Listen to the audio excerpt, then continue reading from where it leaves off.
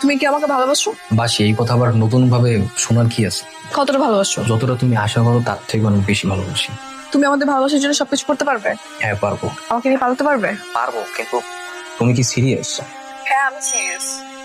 দেখো, আমি না খুব ভালো করে বুঝে গেছি তোমার আমার রিলেশন আমার বাবা কখনোই মেনে নেবে না, তাই আমি পালিয়ে বিয়ে করবো। পারবা?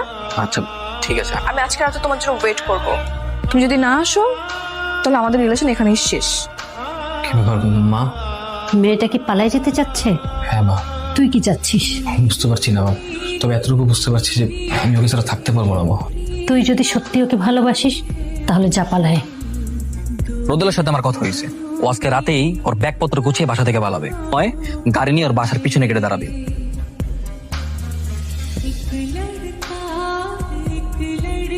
আচ্ছা, আমার না কেমন মাথা ব্যথা করতেছে। মাথা ব্যথা করতেছে? শাকিল, এই সামনে কোনো ফার্মেসি টার্মেসি দেখলে থামাইস তো। ফার্মেসি? তোকে তো বিয়ে হয় নাই, বিয়ের আগে কি আর ফার্মেসি? না ফার্মেসিতে বিয়ের পর। ওর মাথা ব্যথা করতেছে, এই মাথা ব্যথার ওষুধ কেনার জন্য ফার্মেসিতে যাচ্ছে, অন্য কিছু না। তাহলে ঠিক আছে। স্যার কি আমাকে ডেকেছেন? আমার মেয়ে কোথায়? সেটা আমি কি করে বলবো? আপনার ছেলে কোথায়? ও তো বাসায় নাই। ওর মা বললো কোথায় জানি গেছে, কিন্তু কই গেছে বলে যায় নাই। কিচ্ছু জানেন না? না, আমার মেয়েকে সকাল থেকে পাওয়া যাচ্ছে না, ফোনের সুইচও বন্ধ, কোথাও তাকে পাওয়া যাচ্ছে না। তা বলছেন না কেন? আপনি ওকে চেনেন না? জি স্যার, চিনি তো স্যার। আপনার ছেলের এত বড় সাহস হলো কি করে যে আমার মেয়েকে নিয়ে পালায়? এই সেটা কি করে জানবো? জানিস না? না কিচ্ছু জানিস না। মদন মামা কে কে এখানে? কোনো সমস্যা হয়েছে নাকি? বিজয় রোদেলাকে নিয়ে পালা আসছে, বিয়ে করবে। যতদিন পর্যন্ত ওদের ফ্যামিলি না মেনে নেয় ততদিন পর্যন্ত ওরা তোমার এখানে থাকবে।